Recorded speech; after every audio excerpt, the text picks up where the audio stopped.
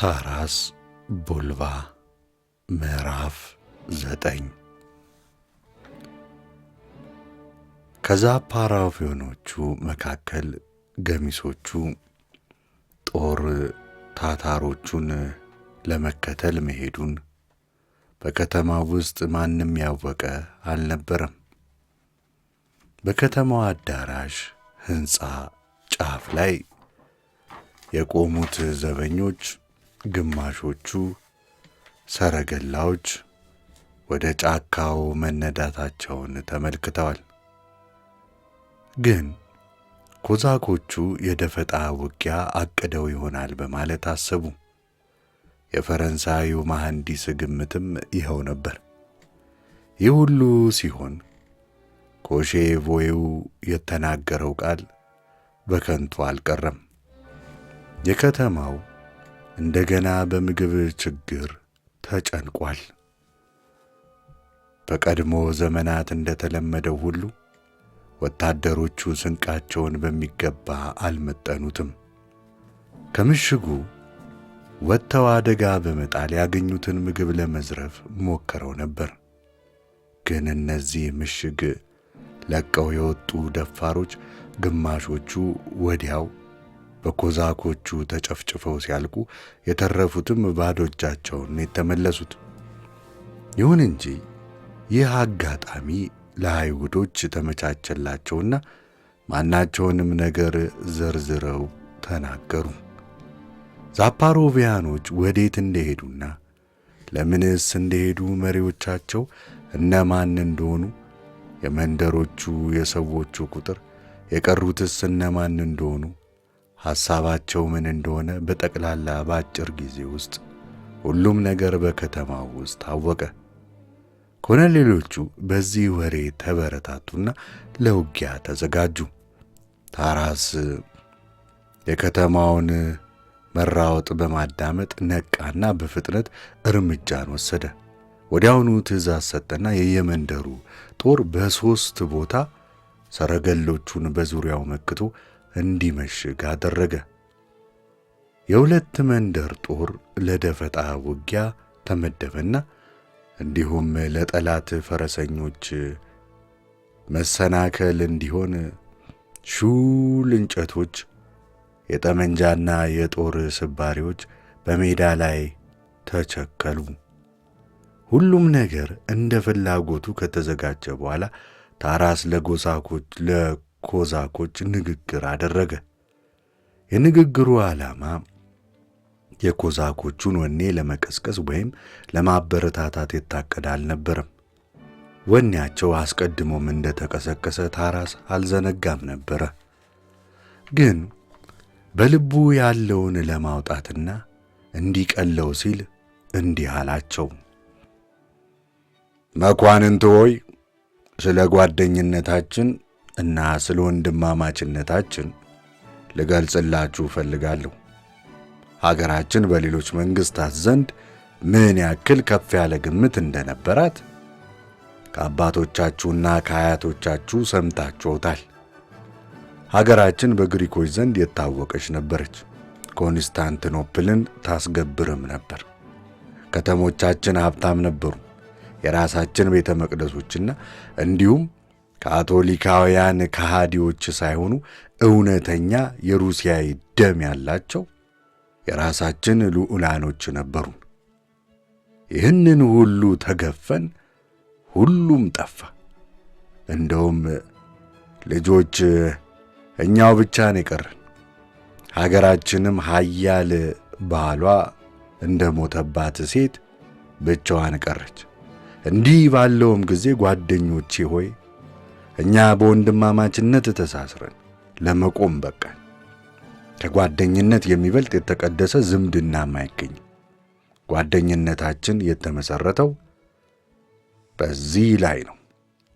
አባት ልጁን ይወዳል፣ እናት ልጇን ትወዳለች፣ ልጅም እናትና አባቱን ይወዳል። ግን ይህ ሌላ ነገር ነው። እንስሳትም እንኳን ልጆቻቸውን ይወዳሉ።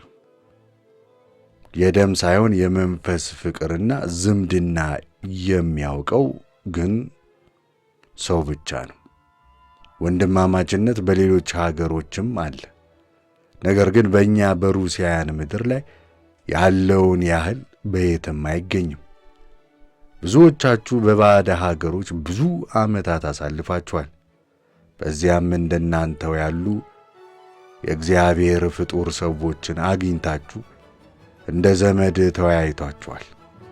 ነገር ግን እነዚህ ሰዎች በንግግራቸው ጠቢብ ይሁኑ እንጂ የልብን ገልጾ በመወያየት ረገድ ከእናንተ የተለዩ ናቸው። በተፈጥሮ ሰው መሆናቸው ቢታወቅም እንደናንተ ፍጹም የሰውነት ጠባይ የላቸውም። የለም ወንድሞቼ፣ እንደ ሩሲያውያን ከልብ የሚያፈቅር በአእምሮ ብቻ ሳይሆን በሙሉ አካሉ አምላክ በሰጠው ተፈጥሮ ሁሉ የሚያፈቅር። እዚህ ላይ ታራስ ሸበቶ ራሱን ነቀነቀና እንደገና ንግግሩን ቀጠለ። እንዲያ ያለውን ፍቅር የሚያውቅ ማንም የለም።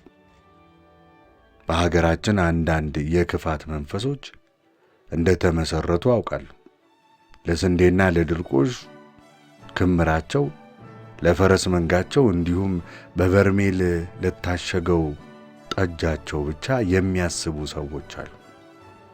የሚያስጠላ የባዕድ ልብስ አጥልቀው የእናት የአባቶቻቸውን ቋንቋም ንቀው ትተው የሀገር ልጅ ከሀገር ልጅ ጋር መነጋገሩ ቀርቷል።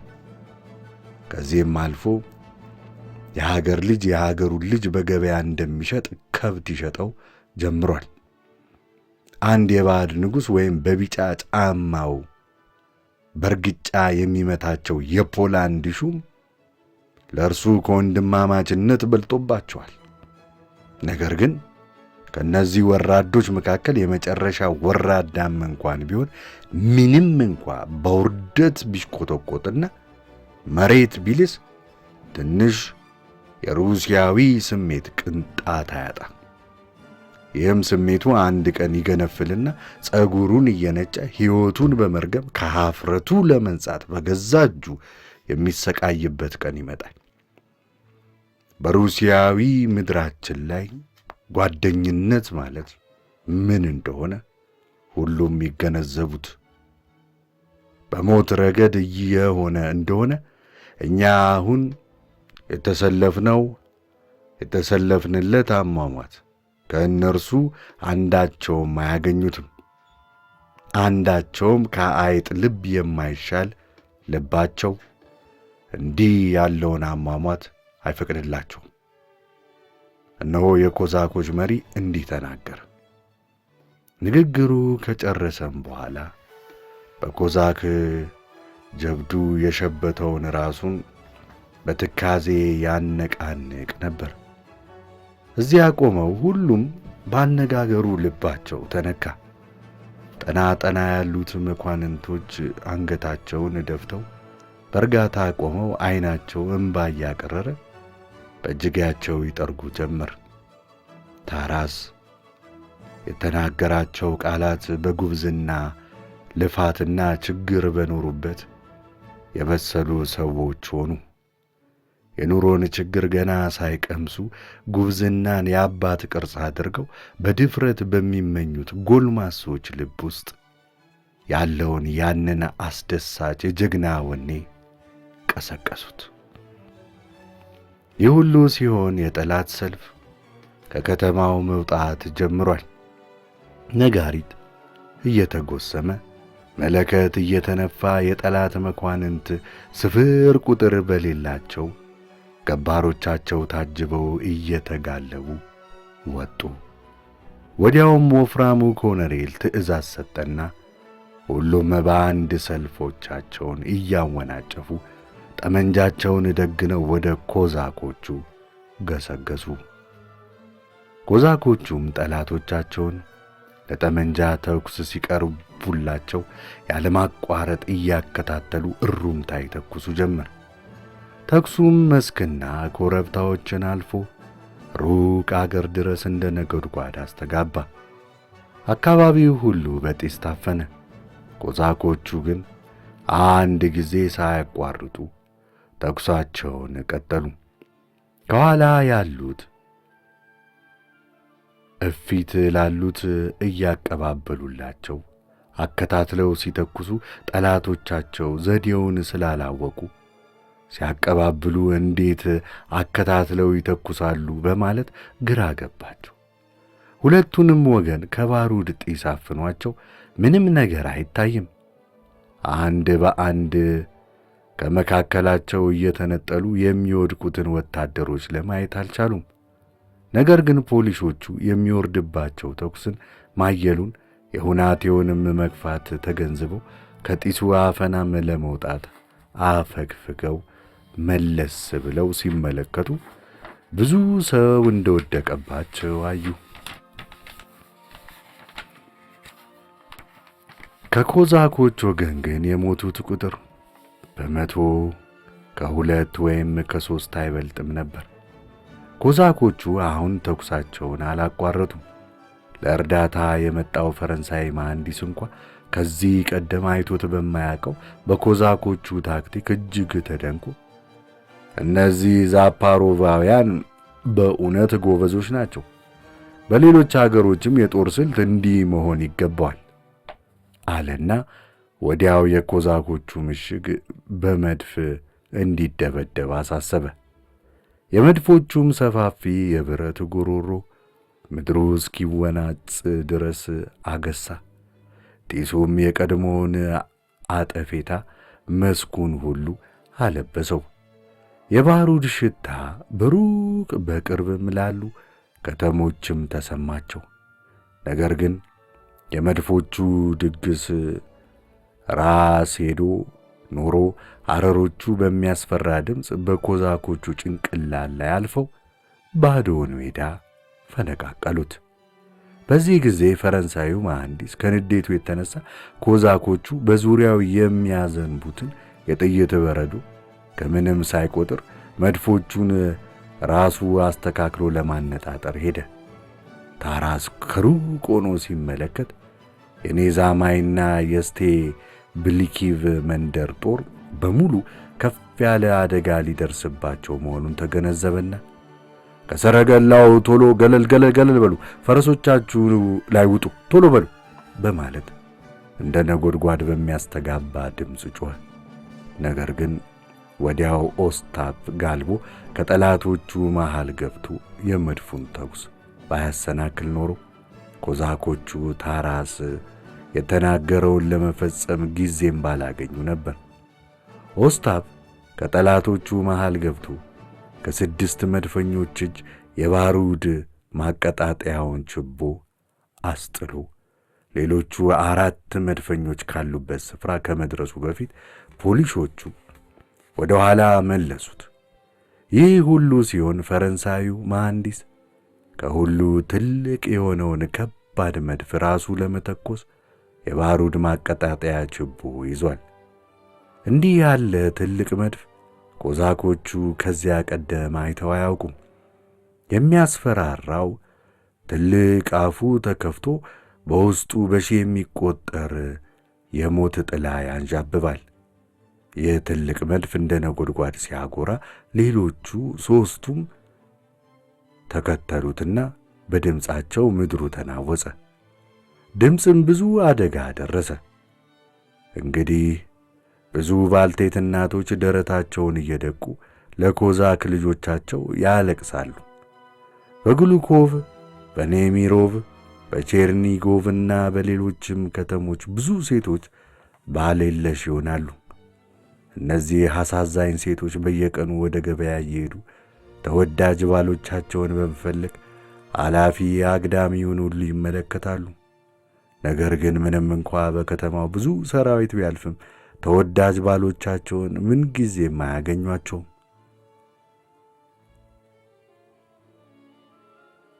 የኔዛማይ መንደር ጦር ግማሽ ጨርሶ እንዳልነበር ሆኗል። በከባድ በረዶ እንደሚረግፍ ሰብል እነርሱም ረገፉ። ኮዛኮቹ እጅግ ተናደዱ። በንዴትም ሁሉን በአንድነት ወደፊት ገሰገሱ።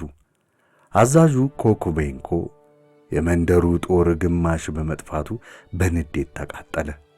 ወዲያው የተረፉትን ኮዛኮቹን አስከትሎ የጠላትን ሰልፍ እየሰነጣጠቀ ከመሃል ገባ። ከንዴቱ የተነሳ መጀመሪያ ያጋጠመውን ሰው እንደ አንድ ጥቅል ጎመን ቆራርጦ ጣለው። ከዚያም ብዙ ፈረሰኞችን ከኮርቻቸው እየፈነገለ ብዙዎቹን ከነ ፈረሳቸው በጦር እየወጋ ገሰገሰ። በዚህ አኳኋን ደርሶ ከመድፈኞቹ አንዱን እንደያዘ ወዲያው የኡማን መንደር ጦር መሪ ስቴፓን ጉስካ ትልቁ መድፍ ለመማረክ ከመቃረባቸው ተመለከተና ኮዛኮቹን አስከትሎ ወደ ሌላ የጦር ግንባር አመራ። የኒዛማ ኮዛኮች በሄዱበት ስፍራ ሁሉ የፖሊሶቹን ሬሳ እየረፈረፉ ያልፉ ጀመር። እነርሱም ሰልፉ እየሳሳ ሄደ። በሰረገላዎቹ አጠገብ ቮቩቱዜንኮ ጠንክሮ ይዋጋል። ከግንባር ቼሬቪቼንኮ ራቅ ብሎ ዴጊቲያሬንኮ፣ ከእሱ በኋላ የመንደር ጦር መሪ ቬርቲቨርስት ይዋጋሉ።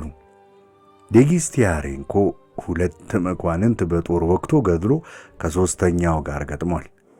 ይህም ሦስተኛው መኮንን የከበረ የጦር ልብስ የለበሰ ቀልጣፋ ሰው ከመሆኑም በላይ 50 የሚሆኑ አሽከሮች አጅበውታል። ወዲያው ዴጊቲያሬንኮን አጣድፎ መሬት ላይ ጣለውና ጎራዴውን በራሱ ላይ እያወዛወዘ እናንተ የጎሳ ጉሾች አንዳችሁም ከእኔ ለመቋቋም አትደፍሩ አለና ጮኸ። በዚህን ጊዜ ይሄው እኔ ያለው አለና ሞሲ ሺሎ ፈንጠር ብሎ ወጣ። ሺሎ ከአንድ 2 ጊዜ በባህር ላይ የጦር አዝማች የሆነና ብዙ አይነት ችግር የቀመሰ ኮዛክ ነው። አንድ ጊዜ በትሬቢዞንድ አቅራቢያ ከነ ተከታዮቹ ቱርኮች ማርከውት ሁሉንም ባሪያ አድርገው ብዙ ሳምንት ምግብና ውሃ ከልክለው ሲያሰቃዩአቸው ምርኮኞቹም የኦርቶዶክስ ሃይማኖታቸውን ከመሻር ስቃይ መቀበሉ ይሻለናል በማለታቸው ሁሉንም ቻሉት። መሪያቸው ሞሲ ሺሎ ግን ስቃዩን አልቻለውም። የተቀደሰውን ሃይማኖቱን አፍርሶ ያን የተረገመ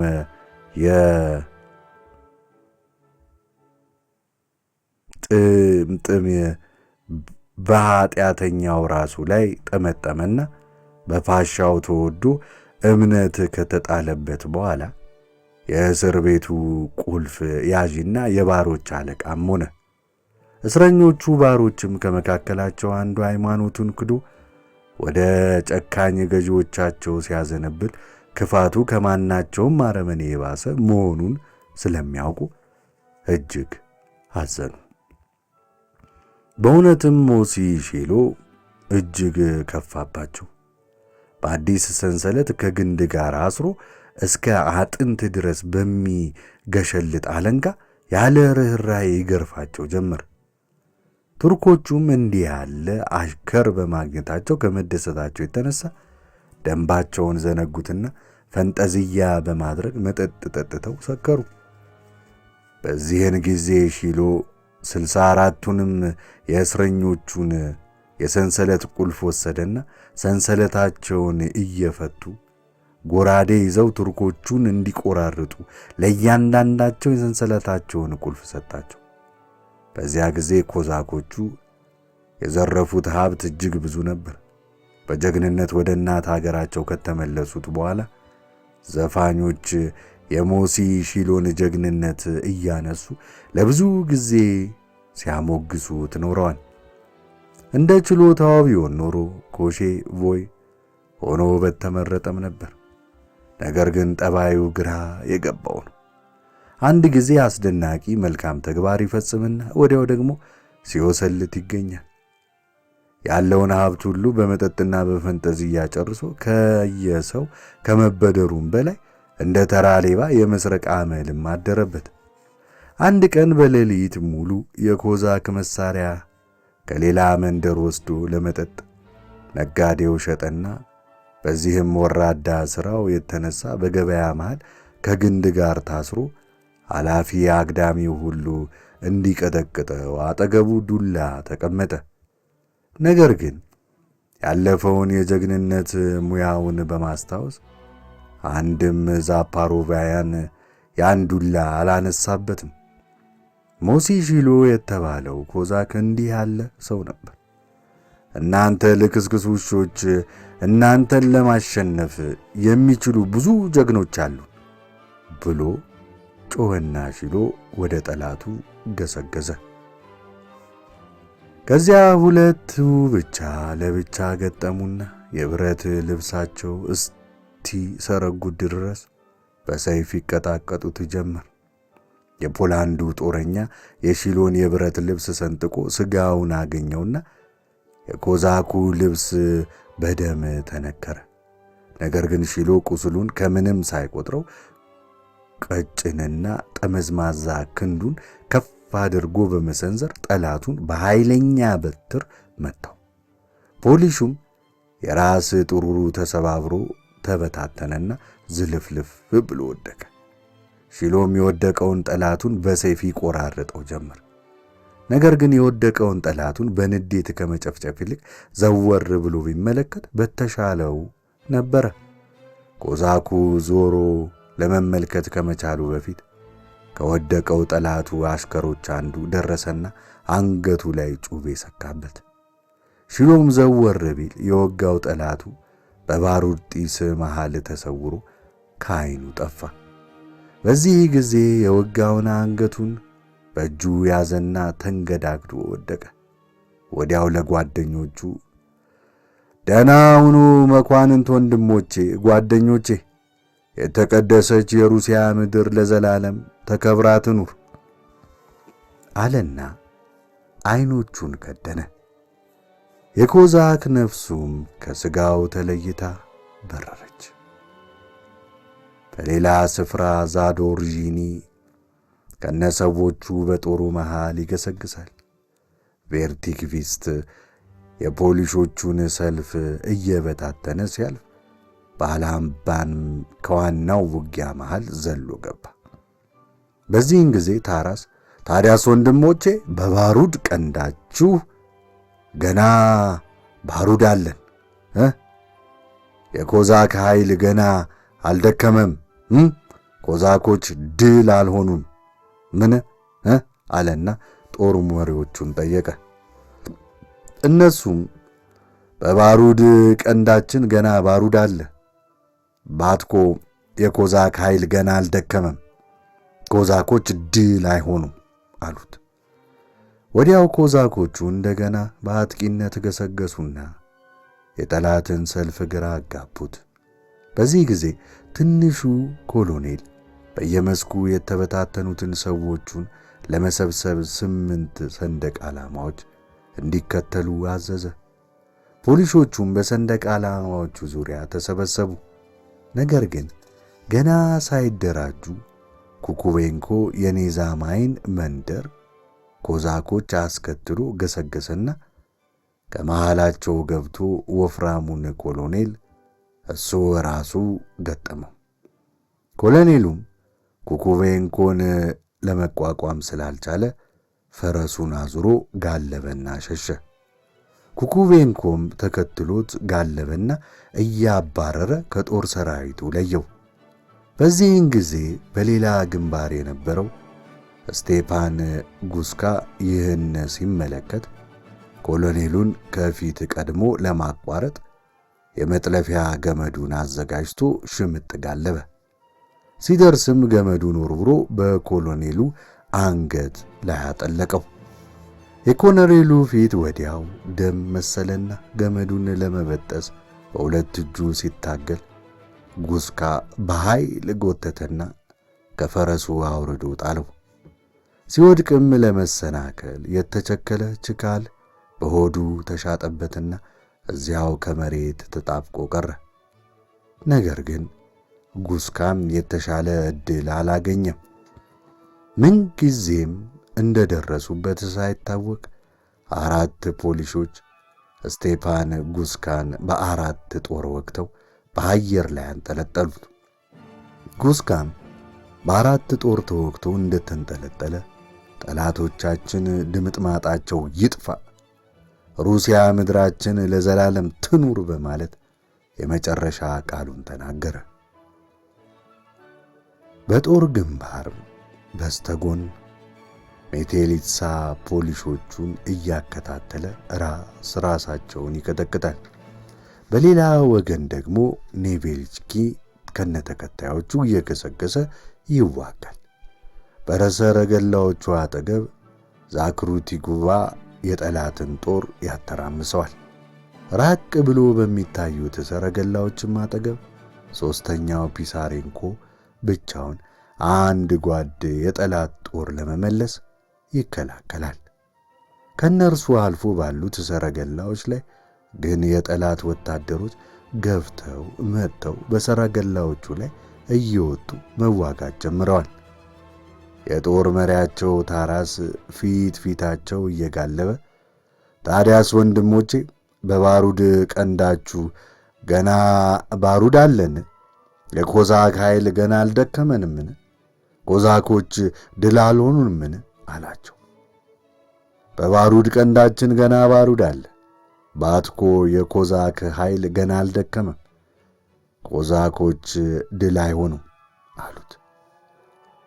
ቦቭዲዮግ ከልቡ ስር በጥይት ተመቶ ከሰረገላው ላይ ወርዶ ወድቋል።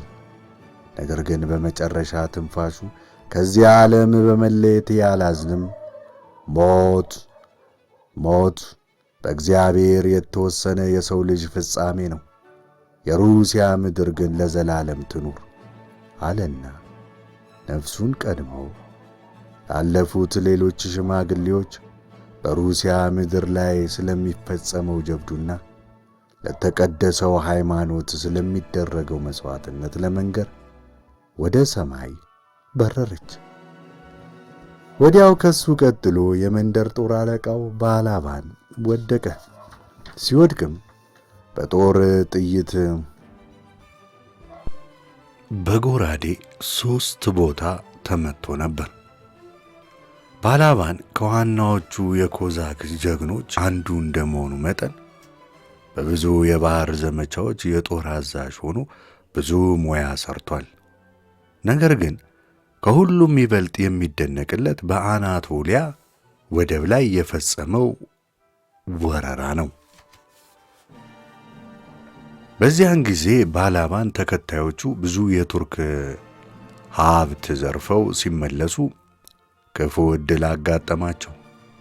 የቱርኮች መርከብ ደርሶ በመድፍ ከጀልባዎቻቸው ውስጥ ግማሹን ገለባበጣቸውና ብዙ ኮዛኮችም ሰመጡ። በዚህን ጊዜ ባላባን ተከታዮቹ ነፋስ እየገፋ እንዲረዳቸው ሰፋፊ የኮዛክ ሱሪያቸውን ቀደው በጀልባዎቻቸው ላይ ወጥረው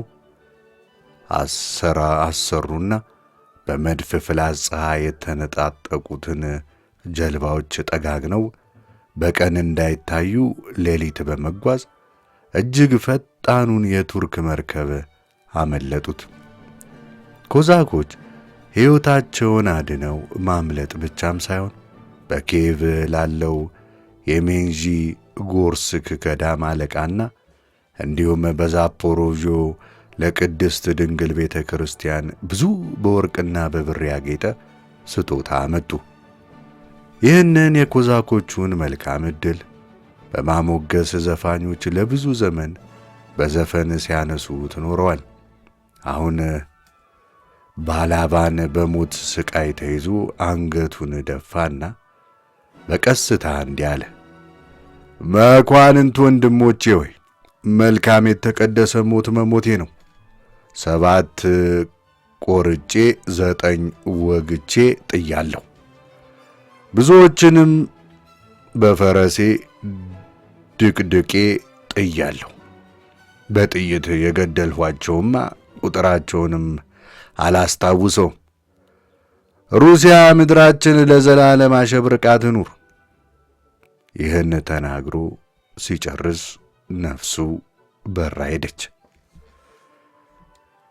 የኮዛኮች የጀግንነት አበባ እየባከነ ሄደ። ኩኩቤ ንቆ ተከቧል። ከኔዛማይ መንደር ጦር የተረፉት ተከታዮቹም 7 ብቻ ሲሆኑ ኃይላቸው እየደከመ ሄዷል።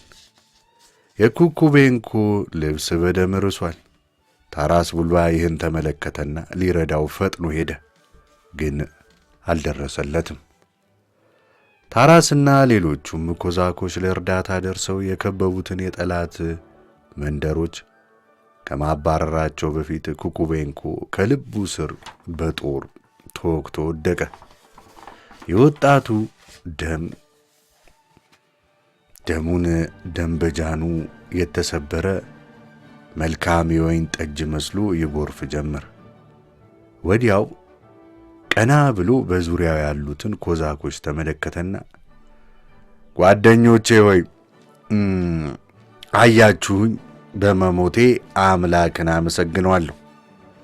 ከኛ በኋላ የሚፈጠሩ ከኛ የበለጡ ጀግኖች እንዲሆኑ ያድርግልን። በክርስቶስ የተወደደችው የሩሲያ ምድራችንም ለዘላለም እንደተዋበች ትኑር ብሎ ወጣት ነፍሱ ተለይታው በረረች። መላእክትም ታቅፈው ወደ ሰማይ ወሰዷት። በሰማይም ክርስቶስ ና በቀኝ ጎኔ ተቀመጥ ኩኩቤ፣ እነሆ አንተ ጓደኞችህን አልከዳህም፣ ወራዳ ተግባርም አልፈጸምክም፣ ቤተ መቅደሴን ተከላክለህ ጠብቀሃታልና ና ወደ እኔ ይለዋል። የኩኩቤንኮ ሞት ሁሉንም አሳዘናቸው። የኮዛኮች ሰልፍ እየሳሳ ሄደ። ብዙ ጀግኖች ወድቀዋል። ሆኖም አሁንም ሳያፈገፍጉ ሥራቸውን እንደያዙ ናቸው። ታራስ የተረፉትን ሰዎች ታዲያስ ወንድሞቼ፣ በባሩድ ቀንዳችሁ ገና ባሩድ አለን? ጎራዴያችሁ ገና አልደነዘዘምን? የኮዛክ ኃይል ገና አልደከመምን? አላቸው። እነሱም ገና በቂ ባሩድ አለን ባትኮ፣ ጎራዴያችን ገና ስለት ነው፣ የኮዛክ ኃይል ገና አልደከመም፣ ከኮዛኮች አያፈገፍጉም ሲሉ መለሱለት። ከዚያም ምንም ሰው የተቀነሰባቸው ሳይመስል እንደገና ወደፊት ገሰገሱ። ከመንደር ጦር አዛዦች ውስጥ የተረፉት 3 ብቻ ናቸው። በየስፍራው ደም ይጎርፋል። የኮዛኮቹን የጠላቶቻቸው ሬሳ ተነባብሮ ተከምሮ ከሰው ቁመት በላይ ሆኗል። ታራስ ቀና ብሎ ቢያስተውል ገና ካሁኑ ጆቪራዎች በሰማይ ላይ ያንዣብቡ ጀምረዋል። አቤት ዛሬ ያጋጠማቸው ድግስ አለ። ኮዛኮች ወደፊት ገስግሰው ሲዋጉ ሜቴሊትሲያን የጠላት ወታደሮች በጦር ወቅተው አንጠለጠሉት። በአንድ በኩል ደግሞ ሁለተኛው ፒሳሬንኮ አንገቱ በጎራዴ ተቆርጦ ተሽከረከረ። ኦቭሪም ጉስካ 4 ቦታ ተመቶ ወደቀ። በዚህን ጊዜ ታራስ አሁን ነው እንግዲህ አለና መሐረቡን አወዛወዘ። ኦስታፕም ምልክቱን አየና ካደፈጠበት ቦታ ተመድርፎ ወጥቶ ፖሊሶቹን እያጣደፈ መሰናክል እንዲሆን ተብሎ ጋሬጣና የጦር ስብርባሪ ወደ ተቸከለበት ስፍራ ነዷቸው። እዚያ ሲደርሱ ፈረሶቻቸው እየተደነቃቀፉ ሲወድቁ ሰዎቹ እየወረዱ ይከሰከሱ ጀመር። በዚህ ጊዜ የሰረገላዎቹ ጀርባ ራቅ ብለው ያደፈጡት የኮርሱኝ ኮዛኮች ጠላቶቻቸው ለጠመንጃ ተኩስ መቅረባቸውን ተመለከቱና አንድ ጊዜ የጥይት በረዶ አረገፉባቸው። ፖሊሶቹ ከመሸበር የተነሳ የሚያደርጉት ግራ ገባቸው። በዚህም ኮዛኮቹ ተበረታቱና ድሉ የኛ ነው እያሉ ከያለበት ይጮህ ጀመር። ወዲያው መለከት እየነፉ የድል ሰንደቅ ዓላማዎቻቸውን ዘረጉ። ፖሊሶቹ በሽብር እየተሯሯጡ መሸሸጊያ ይፈልጉ ጀመር። ታራስ ግን ወደ ከተማው በር ተመለከተና የለም ድሉ የኛ አይደለም አለ። በእውነትም አልተሳሳትም። የከተማው በር ተከፍቶ ምርጥ የሆኑ ጀግኖች ያሉበት የፈረሰኛ ጦር ገስግሶ ወጣ። ጦረኞቹ የተቀመጧቸው ፈረሶች ትልልቅና ፈጣን ነበሩ። መልኩም በጀብዱም ከሁሉ የላቀ መኳንንት ፊት ቀድሞ ይጋልባል። ከነሐስ ጥሩር ዘልቆም የወረደው ጥቁር ጸጉሩ በነፋስ ይውለበለባል። እጅግ በተዋበ ቆንጆ ጣቶች የተጠለፈ ያማረ መሐረብ በክንዱ ላይ አስሯል። ታራስ ይህ መኮንን አንድሬ መሆኑን ባየ ጊዜ በመገረም ደነዘዘ። አንድሬ በክንዱ ላይ ለታሰረለት ማስታወሻ ተገቢ ጀግና መሆን ለማስመስከር እንደ አዳኝ ውሻ በሚያስደንቅ ቅልጥፍና ከውጊያው መሃል ገብቶ ግራና ቀኝ ያተራምሰው ጀመረ። ሽማግሌው ታራስ አንድሬ ከፊቱ ያሉትን ሁሉ በጎራዴ እየጨፈጨፈ ሲበታተናቸው ባየ ጊዜ አላስችል ብሎት እንዴት ጓደኞችን ትገላለህ አንተ የሰይጣን ልጅ አለና ጮኸ። አንድሬ ግን ከፊት ያሉት እነማን እንደሆኑ ጠላት ይሁኑ ወዳጅ አይታዩትም። ለሱ የሚታየው የሐር ጉንጉን የመሰለ ረጅም ጎፈሬ፣ እንደ በረዶ የነጣ አንገትና ደረት፣ በጠቅላላው ለፍቅርና ለመሳም የተፈጠረ የአንዲት ቆንጆ አካል እንጂ ሌላ ምንም ነገር አይታየውም። ስሙኝ ልጆቼ፣ እንደምንም በሉና ወደዚያ ጫካ አምጡልኝ አለና ታራስ ለኮዛኮቹ ጮሆ ተናገረ። ወዲያው ከመቅጽበት ፈጣን ጋላቢ የተባሉ 30 ኮዛኮች ትእዛዙን ለመፈጸም ጋልበው ሄዱ።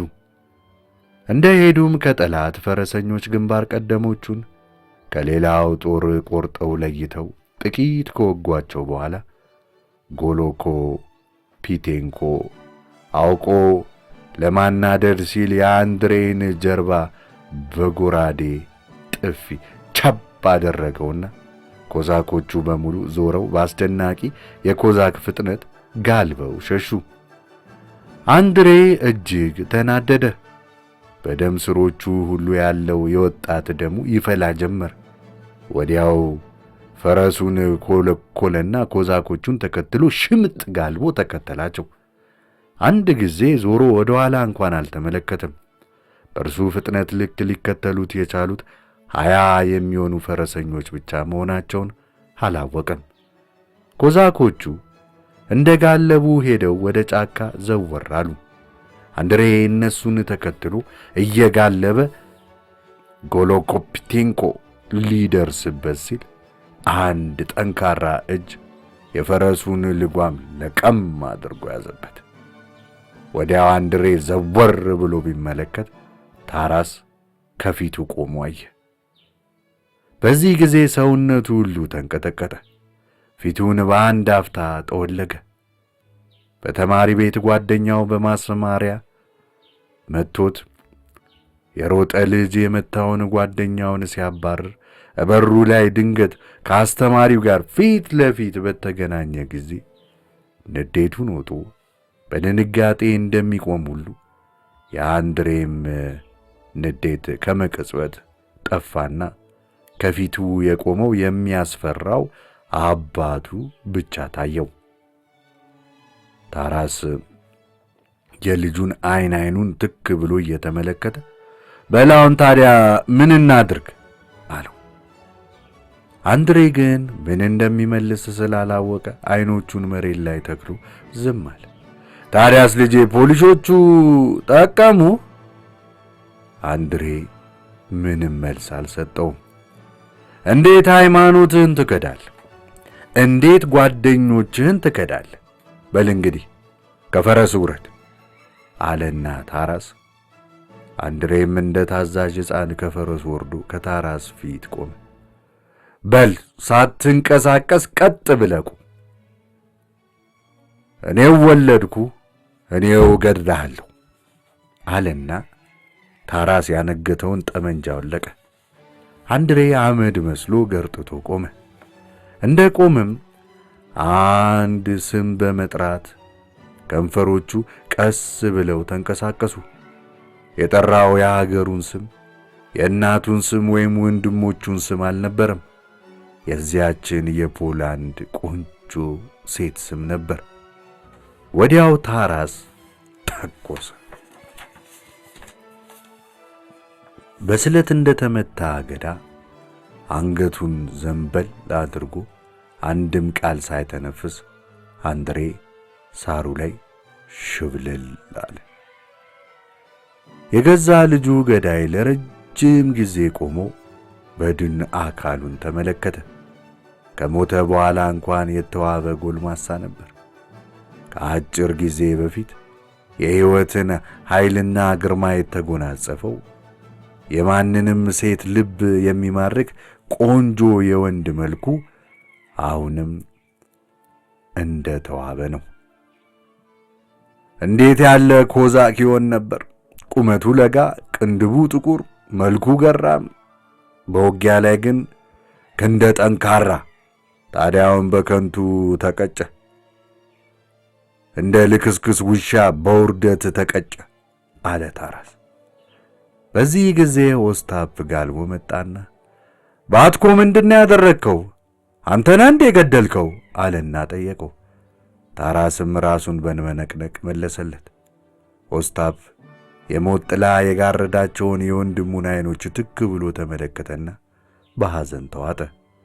ወዲያው አባቱን ባትኮ ጠላቶቻችን እንዲያዋርዱት ወይም አሞራ እንዳይበላው በክብር እንቅበረው አለው። ታራስም እኛም ሳንረዳቸው እነሱም ይቀብሩታል፣ ብዙ የሚያለቅሱለትና የሚያዝኑለትም ሞልተውታል አለ። ሆኖም ለአንድ 2 ደቂቃ ያህል ቆሞ እዚያው ወድቆ ተኩላ ይብላው ወይስ ስለ ጀግንነቱ የክብር ቀብር ይደረግለት እያለ ሲያሰላስል ወዲያው ጎሎኮፒቴንኮ ወደ እርሱ እየጋለበ ሲመጣየው። ወዮልን! ኮሎኔል ፖሊሶች ተጨማሪ ጦር ለእርዳታ ደርሶላቸዋል፣ ጠንክረዋል አለ። ጎሎኮፒቴንኮ ይህን ከመናገሩ ቮቭቱዜንኮ ጋልቦ ደረሰ። ወዮልን ኮሎኔል፣ አዲስ ጉልበት ጦር መጥቶብናል። ቮቭቱዜንኮ ይህን ከመናገሩ ፒሳሬንኮ በእግሩ እየሮጠ መጣና ባትኮ የት ነው ያለ? ኮዛኮች ይፈልጉሃል። የጦር አለቃ ኔቪሊችኪ እንዲሁም ዛዶሮ ዢኒና ቼሬቬንኮ ሞተዋል። ነገር ግን ኮዛኮች አንተን ሳናይ አንሞትም ብለው ጸንተው ቆመዋል። በመሞቻቸው ሰዓት አንተ እንድታያቸውም ይፈልጋሉ አለ። ፈረስ ላይ ውጣ ኦስታፕ አለና ታራስ በዚህች በመጨረሻዋ የሞት ሰዓት ኮዛኮቹን ሊያያቸውና እነርሱንም የጦር መሪያቸውን እንዲያዩት ወደ እነሱ ለመሄድ ተጣድፎ ተነሳ። ነገር ግን እነ ታራስ ከነበሩበት ጫካ ጋልበው ከመምጣታቸው በፊት ጦርና ጎራዴ የያዙ የጠላት ፈረሰኞች የጫካውን ዙሪያ ከበው በየዛፎቹ መካከል ብቅ ብቅ አሉ። ኦስታፕ ኦስታፕ፣ አይዞ በርታ አለና ታራስ ጎራዴውን መዞ ወዲህም ወዲያም ይሰነዝር ጀመር። 6 ፈረሰኞች ተመድርፈው ወደ ኦስታፕ ገሰገሱ። ግን ክፉ ዕጣ ወደቀባቸው። የአንዱ አንገት ወዲያው ተሽቀነጥሮ በረረ። ሌላው ፈረሱን እገታለሁ ሲል ወርዶ በጭንቅላቱ ተከሰከሰ። 3ኛው ደግሞ ደረቱ በጦር ተበሳ። 4ኛው ፈረሱ በጥይት ተመታና አገርግሮ ሲወድቅ ከስር አድርጎ ጨፈለቀው። እንዲያ ነው ልጄ፣ ጎሽ እንዲያ ነው ኦስታፕ፣ እኔም እንዲሁ ሰራላችኋለሁ ብሎ ጮኸና ታራስ ጠላቶቹን መጨፍጨፉን ቀጠለ።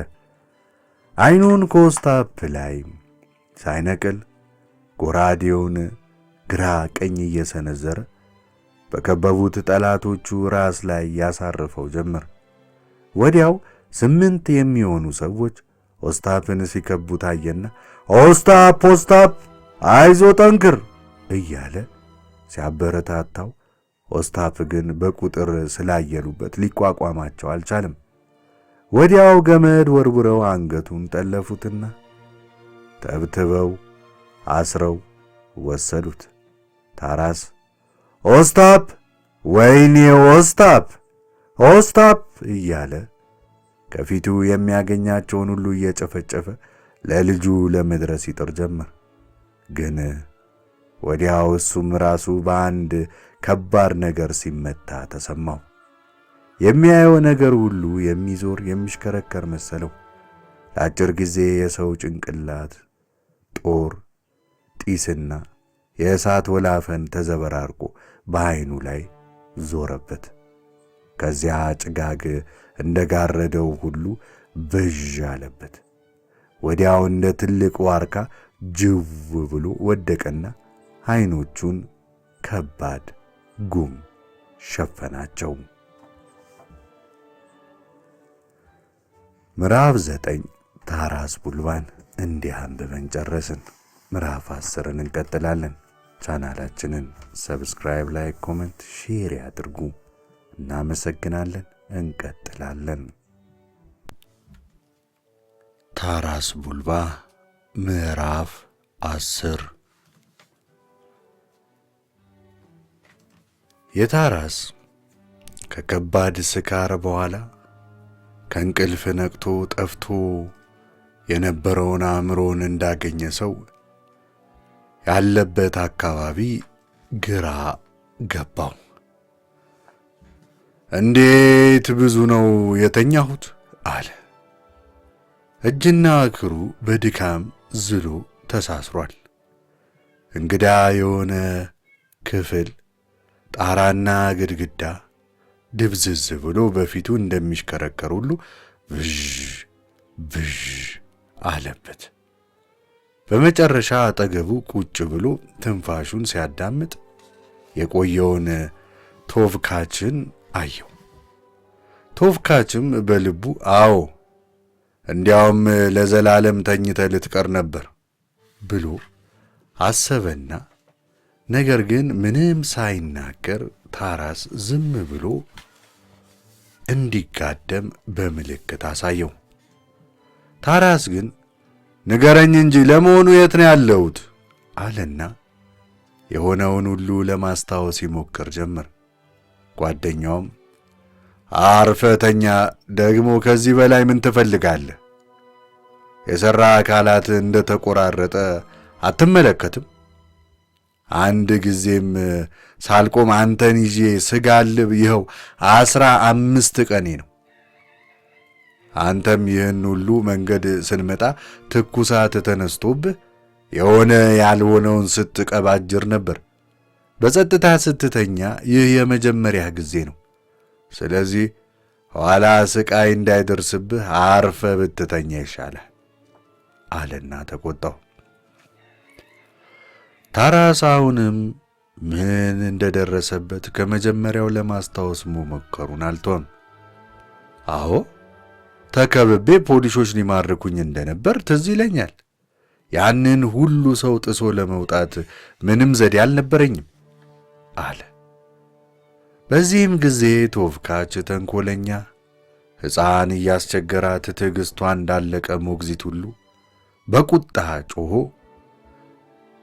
እንዲህ አለው፣ ዘንበል ዘንበል ነው የምልህ አንተ የሰይጣን ልጅ፣ እንዴት እንዳመለጥክ ማወቁ ምን ይጠቅማል? አሁን ዋናው ነገር ማምለጥህ ብቻ ነው። ማወቅ የሚገባ የማይክዱ ሰዎች መኖራቸውን ብቻ ነው።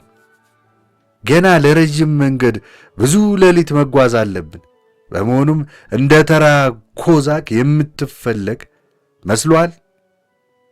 የለም፣ እጅህን ይዞ ለሚሰጣቸው 2000 ዱካት ጉርሻ አውጀዋል። በዚህን ጊዜ ታራስ ኦስታፕስ እንዴት ሆነ ብሎ ጨወና ኦስታፕ እሱ እያየ ተይዞ እንደታሰረና አሁንም በፖሊሶች እጅ መሆኑ ትዝ ብሎት ለመነሳት ይፍጨረጨር ጀመር። የሽማግሌ ልቡ በሐዘን ተጨበጠ። ቁስሉ የታሰረበትን ከየስፍራው መነጫጭቆ ወረወረው። ሊናገርም ሞከረ፣ ግን ትኩሳትና ቅዠት ተነሳበትና እየተንቀጠቀጠ መሰረት የሌለው ነገር ይቀባጅር ጀመር። ታማኙ ጓደኛዬ በንዴት እየተሳደበ ቆሞ ይመለከተዋል። ወዲያው እጅና እግሩን ያዘና እንደ ሕፃን ጨብጦ ቁስሉን ሁሉ እንደገና ካሰረለት በኋላ በጀንዲ ጠቅልሎ ከኮርቻው ጋር በገመድ ጠፍሮ አስሮት እሱም ተፈናጦ ይዞት ጋለበ። ብትሞትም ብትቆምም እዚያው አደርሰሃለሁ። ፖሊሶች በኮዛክ አጽምና ደምህ እያፌዙ ሰውነትህን ቆራርጠው እንዲጥሉ በፍጹም አልፈቅድም። አሞራ ዓይንህን ቢያነቁረውም የአገራችን መስክ አሞራ ይሁን እንጂ ከፖላንድ ምድር የሚነሳ አሞራ አይሆንም። ሞትህም ቆምህም ኤኩሬን አደርሰሃለሁ አለና ታማኙ ጓደኛ ሌት ተቀን ጋልቦ ታራስን አሁንም ያው እንደ በድን እንደሆነ ከዛፖሮቪያን ሴች አደረሰው። እዚያም ያለ መሰልቸት በቅጠላ ቅጠል በቅባት መድኃኒት እያከመ ከዚህም ሌላ አንዲት አይሁዳዊ መድኃኒት አዋቂ ሴትን ፈልጎ አምጥቶ እሷም ብዙ ልዩ ልዩ አይነት መድኃኒት እየቀመመች 1 ወር ሙሉ ካጠጣችሁ በኋላ ታራስ ማገገም ጀመረ። የመድኃኒቱ ኃይል ይሁን ወይም እንደ ብረት የጸናው የራሱ መንፈስ ብርታት ረድቶት በ1 ወር ተኩል ጊዜ ቁስሉ ሁሉ ድኖ ቆሞ ለመሄድ ቻለ። ምን ያህል ከባድ ቁስል ቆስሎ እንደነበር ምልክት ሆኖ የሚያስረዳው በጎራዴ ተመቶ የዳነው የቁስሉ ለምጥ ብቻ ነበር። ነገር ግን ትካዜና ሐዘን እንደተጫነው ይታይበት ጀመር። ግንባሩ ዘወትር እንደተኮፋተረ ነው። አካባቢውን ሲመለከት በሴቹ ውስጥ ሁሉም ነገር ተለውጧል። የቀድሞ ጓደኞቹ ሁሉ ሞተዋል። ለተቀደሰው የሃይማኖት የወንድማማችነት ዓላማ ከተሰለፉት ውስጥ አንድም እንኳን አልተረፈም። ታታሮቹን ተከትለው ከኮሼቮ ጋር የዘመቱት ከጠፉ ቆይተዋል። አንዳንዶቹ በጦር ሜዳ፣ አንዳንዶቹም ምግብና ውሃ በሌለበት በክሪሚያ የጨው ባህር ረግረግ፣ አንዳንዶቹም ተማርከውና ተዋርደው ቀልጠው ቀርተዋል። የቀድሞ ኮሼቮይ ሌሎቹም የታራስ የጥንት ጓደኞች ሁሉ አሁን የሉም። በጊዜያቸው ጠንካራ የኮዛክ ኃይል በነበራቸው ጀግኖች ላይ አሁን አረም በቅሎባቸዋል። ለታራስ ያለፈው ነገር ሁሉ እንደ አንድ ድብልቅልቅ ያለ ትልቅ ድግስ ሆኖ ታየው። በድግሱም ላይ ተጋባዦች እንግዶችና አሽከሮች ሰሃንና ድስቱን ሁሉ ሰባብረው አንድ ጠብታ የወይን ጠጅ እንኳን ሳይተርፍ ከፍተኛ ዋጋ ያላቸውን ብርጭቆዎችና ጽዋዎች ዘርፈው በመጨረሻ ጌትየው ምነው የድግስ ባልተደገሰ ኖሮ ብሎ ይጸጸታል። በሰፈሩ ያሉት ሁሉ ታራስን ለማጽናናት ለማስደሰት ቢደክሙ ምንም አልሆነላቸው። ሸበቶና ረጅም ጢም ያላቸው ባንዱራ መቺዎችም 2 እና 3 ሆነው እየመጡ የኮዛክ ጀግንነቱን ለማሞገስ ቢሞካከሩ ከንቱ ልፋት ሆነባቸው። ማናቸውንም ነገር በቀዘቀዘ አስተያየት እየተመለከተ አንዳንድ ጊዜም ፊቱ መሪር ሐዘን ይጎናጸፍና አንገቱን ደፍቶ ወይ ልጄ ወስታብ እያለ ይተክዛል። ዛፖሮቪያኖች ለዘረፋ ባህር አቋርጠው ዘመቱ። 200 ጀልባዎች በድኔፐር ወጥተው ዘለቁና የእስያ ማይነርን ወደቦች ለእሳትና ለጎራዴ ዳርገዋቸው የጨፈጨፉት የሙስሊም ሕዝብም የራስ ጥምጥም ደም በጠጣው መስክ ተበታትኖና በውሃው ዳርም ሲንፈላሰስ ይታይ ጀመር። እስያ ማይነር ብዙ ሰፋፊ የዛፖሮቪያን ሱሪዎችና ጥቋቁር የኮዛክ አለንጋ የጨበጡ ጠያይም እጆች ተመለከተች። ዛፖሮቪያኖቹ በየጓሮ የወይኑን ፍሬ ጨርሰው አትክልቱን መነጣጥረው አጠፉት። በየመስጊዱ የፈረሶቻቸው ፋንድያ ተከመረበት። የከበሩ የፔርሺያ ጨርቃ ጨርቆችን እየቀዳደዱ ድግ አደረጓቸው። ብዙ ዘመን ካለፈም በኋላ አጫጭር የዛፖሮቪያን የትንባሆ ማጨሻዎች በየመስኩ ወድቀው ይገኝ ነበር። ሀገሩን አወከውና ዘርፈው በደስታ ተመልሰው ጉዞን ጀመሩ። በጀልባዎቻቸው ሲጓዙም ባለ 10 መድፍ የቱርክ መርከብ ደረሰባቸውና በአንድ ሩምታ ተኩሶ ትናንሽ ጀልባዎቻቸውን እንደ ወፍ በታተነባቸው። ከነሱ ሲሶ የሚሆኑት እዚያው ሰምጠው ሲቀሩ፣ ሌሎቹ ግን ተረዳርተው 3 እንስራ ሙሉ ወርቅ እንደጫኑ ከድኔፐር ወደብ ደረሱ። ነገር ግን ታራስ ይህን ሁሉ ከምንም አልቆጠረው። እንደሚያድን ሁሉ መስኩን አቋርጦ ሩቅ ይሄድና አንድም ጥይት ሳይተኩስ ይመለሳል። ለአደን ብሎ በሚወጣበት ሰዓት ጠመንጃውን መሬት ላይ አጋድሞ በትካዜ ይጨበጥና ከባህሩ ዳር ተቀምጦ ልጄ ወስታብ ወይ ልጄ ወስታብ እያለ በመደጋገም ሲተክዝ ለብዙ ሰዓት ይጎለታል። ከፊቱ ጥቁር ባህር ተንጣሎ ያንጸባርቃል። የባህር አሞሮች ራቅ ብለው ቄጠማዎች መካከል ይጯጯሃሉ። የታራስ ነጭ ጢም እንደ ብር ይብለጨለጫል። እንባውም ከዓይኖቹ እየተንኳለሉ ይወርዳሉ። ወደ ኋላ ታራስ ይህንን መሪር ሐዘን ትካዜ በፍጹም አልቻለውም። የሆነው ይሁን እንጂ ሄጄ የደረሰበትን ሁናቴ ማወቅ አለብኝ። በሕይወት አለ ይሆን ወይስ መቃብር ውስጥ ይሆን? ወይስ ሞቶ ቀባሪ አጥቶ ወድቆ ይሆን?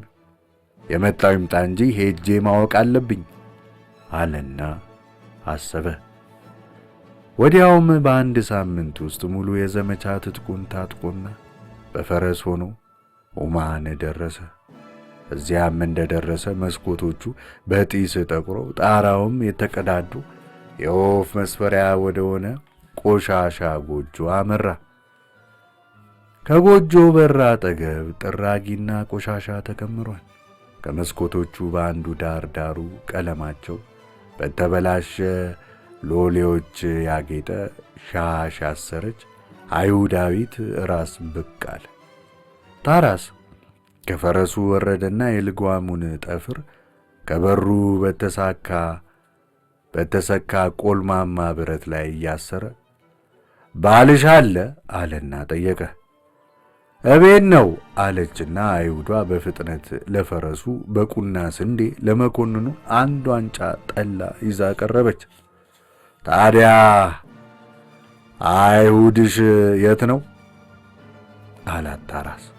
በወዲያኛው ክፍል ጸሎት ያደርሳል አለችና ቡልባ ጠላውን ሲጠጣ አይሁዷ ሰላምታ በማቅረብና መልካም ጤና በመመኘት በትህትና ትሽቆጠቆጥ ጀመር። እዚህ ቆይና ለፈረሴ እህልና ውሃ ስጪው፣ እኔ ከባልሽ ጋር ጉዳይ ስላለኝ ገብቼ ለብቻው አነጋግረዋለሁ አለና ታራስ ወደ ውስጥ ገባ። አይሁዱ ያንኬል እንጂ ሌላ ሰው አይደለም። በዚያ ስፍራ በወለድ እግድ አበዳሪና ባለመጠን ቤት ሆኖ ተደላድሎ ቀስ በቀስ የአካባቢውን መኳንንትና ሎሌዎች በእጁ ውስጥ አግብቶ ገንዘባቸውን ይመጠምጣል። በአጭር ጊዜ ውስጥ አይሁዳዊ ተግባሩ በዚያ ቀበሌ ስር ሰዷል። በዚያ ቀበሌ በ3 ማይል ዙሪያ ቢፈለግ አንድም ቅጥ ያለው ጎጆን አይገኝም። ቤቱ ሁሉ አርጅቶ በመፍረስ ላይ ነው። ሁሉም ነገር በመጠጥ እየባከነ ከድህነት ከቡትቶ በቀር ምንም አልተረፈም። በጠቅላላው ቀበሌው የዘመቻ ወይም የበሽታ ወረራ ያጠቃው ይመስላል። ያንኬል በዚያ ስፍራ ተጨማሪ 10 ዓመታት ቢቆይ ምናልባት መላውን የመስፍኑን ግዛት እንደዚያ ባራቆተውም ነበር። ታራስ ከክፍል ውስጥ ገባ። አይሁዱ ራሱን ባደፈ ጨርቅ ተከናንቦ ይጸልያል። በሃይማኖቱ መሠረት ሲጸልይ ምራቁን መትፋት ስላለበት ለመጨረሻው ጊዜ ለመትፋት ዘወር ሲል ከኋላ የቆመውን ቡልባን አየ። በዚህ ጊዜ ቡልባን ለሚይዝ ሰው የተዳረገው 2000 ዱካን በዐይኑ ላይ ብልጭ አለበት። ግን ለሀብት መጓጓቱ ኀፍረት ተሰማውና በአይሁድ ነፍስ ውስጥ ዘወትር እንደ ትል የሚርመሰመሰው የወርቅ ፍላጎት ከሐሳቡ ለማጥፋት አጥብቆ ሞከረ።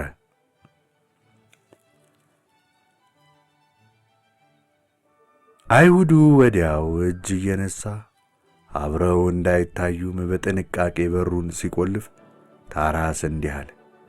ያንኬል ከዚህ ቀደም ሕይወትን አድኜልሃለሁ። እኔ ባላድን ዛፖሮቪያኖች እንደ ውሻ ቆራርጠው ይጥሉ ነበር። አሁን እኔን የማዳኑ ተራ ያንተ ነው። አንድ የምትረዳኝ ነገር አለ። የምን እርዳታ? የምችለው ነገር ከሆነ ለምን አልረዳውትም? በንግግር ጊዜን አታጥፋ። ቶሎ ወደ ዋርሶ ውሰደኝ። ያንኬል በመደነቅ ቅንድቦቹን ሸብሽቦ ወደ ዋርሶ? እንዴት ወደ ዋርሶ አለ። በወሬ ጊዜ አታጥፋ ነው የምለው። ወደ ዋርሶ ውሰደኝ። የመጣው ይምጣ እንጂ አንድ ጊዜ ላየውና አንዲት ቃል ብቻ እንኳን ቢሆን ላናግረው ፈልጋለሁ። ለማን ነው አንዱ ቃል? ለእርሱ ለኦስታፕ ለልጄ ነዋ። እንዴት ጌታዬ አያውቁም እንዴ? ሁሉንም አውቀዋለሁ። እኔን ይዞ ለሚያቀርብ 2000 ዱካት ዳርገዋል። የነፍሴን ዋጋ ያውቁታል። እኚህ አህዮች እኔ ላንተ 5000 እሰጥሃለሁ። አሁን 2000 ይኸውልህ፣ የቀረውን ስመለስ አለና ቡልባ 2000 ዱካት ከቆዳ ከረጢቱ ዘረገፈለት። አይሁዱ ወዲያው ፎጣ መጣና ገንዘቡን ሸፈነው። ወዲያውም አንዱ ዱካትን አንስቶ በጣቱ በጥርሱም እየመረመረ ያደንቅ ጀመር። አቤት አቤት አቤት! እንዴት የሚያምሩ ሳንቲሞች! አቤት የወርቁ ማማር! ጌታዬ፣ ይህን ወርቅ የዘረፉት ሰው ይብላኝለት። መቼም ይህን የመሰለ የሚያምር ዱካት ተዘርፎ ባህር ገብቶ ራሱን ይገድላል እንጂ አንዲት ሰዓት እንኳ በሕይወት እንዳልቆየ እኔ እርግጠኛ ነኝ። አቤት ሲያምር! አንተም ሳልጠይቅ እኔው ብቻዬን ወደ ዋርሶ በሄድኩ ነበር። ግን መደበቅና ማታለል ስለማይሆንልኝ እነዚያን የተረገሙ ፖሊሶች ያውቁኝና ሊይዙኝ ይችላሉ። እናም እናንተ አይሁዶች ግን ለዚህ ሥራ በተለይ የፈጠራችሁ ናችሁ። ዘዴውን ሁሉ ታውቁታላችሁ። ሰይጣንን ራሱን ቢሆን እንኳን ማታለል አያቅታችሁ። ስለዚህ ነው ወደ አንተ የመጣሁት። ወዲህም ደግሞ በዋርሶ ብቻዬን ምንም ነገር ልሰራ አልችልም። በላውን ጋሪ እንጫንና እዚያ አድርሰኝ። ለመሆኑ ጌታዬ እንደሚያስቡት እንዲያው ተነስቼ ባዝራዬን ጭዬ ሄጄ ግራጭ በማለት ብቻ የምንደርስ ይመስሎታል? ጌታዬን ሳልሸሽግ እንዲህ እንዳሉ በግልጽ የምወስዶት ይመስሎታል? በላ ሸሽገኝ፣ እንደፈለክ አድርገ ሸሽገኝ። እንዲያውም ምናልባት በባዶ በርሜል ብትከተኝ ይሻለኛል አለ ታራስ። ወይ ለመሆኑ ጌታዬ በበርሜል ውስጥ ለመደበቅ የሚችሉ ይመስሎታል? ለሚያይ ሰው ሁሉ በበርሜል ውስጥ ቮድካ ያለ እንደሚመስል ጌታዬ አያውቁምን? ታዲያ ይምሰላቸዋ። እንዴት ቮድካ ይምሰላቸው አለና አይሁዱ ግራ ቀኝ ጆሮ ግንዱ አጠገብ ያለውን ጸጉሩን በሁለት እጁ ይዞ ወደ ላይ አነሳው። ምን አስደነገጠ አለው ቡልቡል። ቮድካን እግዚአብሔር የሠራው ሰው ሁሉ እንዲጠጣው መሆኑን ጌታዬ እንዴት አያውቁትም? እዚያ ያሉት ሰዎች ሁሉ መጠጥ እኮ ይወዳሉ። ያየ ሰው ሁሉ በርሜሉን ተከትሎ ሸንቁሮ ይሞክርና ወዲያው ቮድካ እንደማይወጣው ይገነዘባል። በዚህን ጊዜ አይሁድ ባዶ በርሜል ይዞ አይሄድም። እዚህ ላይ አንድ የተሰወረ ተንኮል አይጠፋም።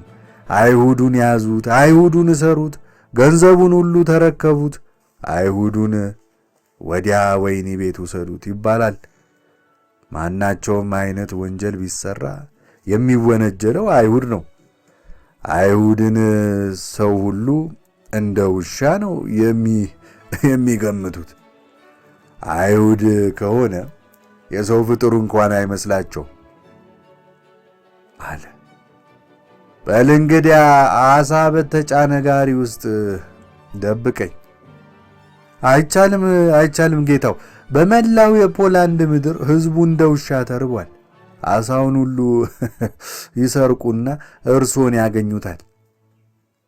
እንግዲህ ከፈለክ በሰይጣን ጀርባ ላይም ቢሆን አስቀምጠኝ፣ ብቻ እኔ ልድረስ። ዋናው እሱን ነው የምፈልገው። በዚህ ጊዜ አይሁድ እጅጌውን ወደ ላይ የሰበሰበ ክንዶቹን ዘርግቶ በታራስ ቀረብ አለና ይስሙኝ ጌታዬ፣ ዘዴው የወሎት የቤተ መንግሥት ሕንፃና የጦር ምሽግ አሁን በየስፍራው በመሰራት ላይ ነው። የፈረንሳይ መሐንዲሶች ስለመጡ በየመንገዱ ብዙ ድንጋይና ሸክላ ይጓጓዛል። ጌታዬ በጋሪው ላይ ይጋደሙና በላዩ ላይ ሸክላ እደረድር እቦታለሁ። ጌታዬ ጤናማና ጠንካራ ይመስላሉ። ስለዚህ ምንም እንኳ ትንሽ ከበድ ቢል ለጉዳት አይሰጦትም።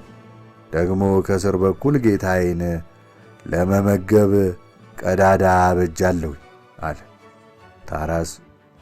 ብቻ እሺያ እዛ ብቻ ደርሰኝ እንጂ የፈለግከውን አድርግ አለና ተስማማ። አንድ ሰዓት ያህል ቆይቶ ሸክላ የተጫነ አንድ ጋሪ በሁለት አጋሰሶች እየተሳበ ከኡማን መጣ። ከአጋሰሶቹ በአንዱ ላይ ረጅሙ ያንኬል በመንገድ ዳር ያለ የቬርስታ ምልክት መስሎ ተቀምጦ ጌኛው ፈረስ ሲያንገጫግጨው ከአይሁድ ቆቡ ዘልቆ በጆሮ ግንዱ የወረደው ጸጉሩ ወዲያና ወዲህ ይወዛወዛል። ታራስ ቡልባ የሚለውን የጎጎልን መጽሐፍ እያነበብን ነው። ቻናላችንን ሰብስክራይብ፣ ላይክ፣ ኮሜንት፣ ሼር ያድርጉ። እናመሰግናለን። እንቀጥላለን።